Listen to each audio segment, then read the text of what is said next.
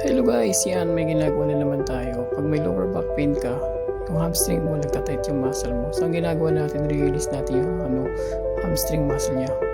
So yan ang ganyan tayo paano mag manual therapy. So panoodin yung lahat ng video and subscribe to my channel.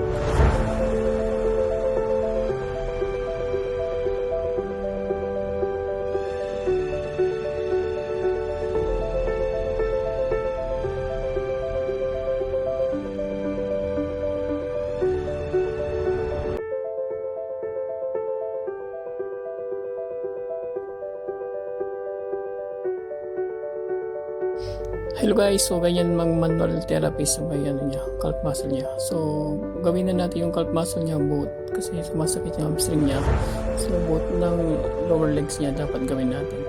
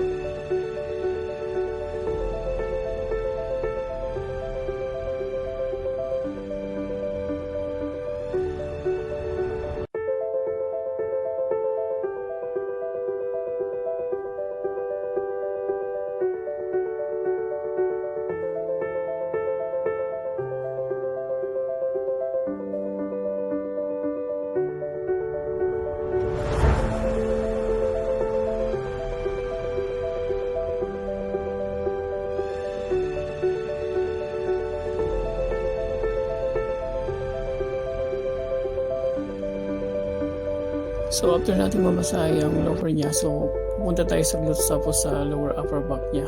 So then susunod na part 2 na magiging manual therapy natin sa next video.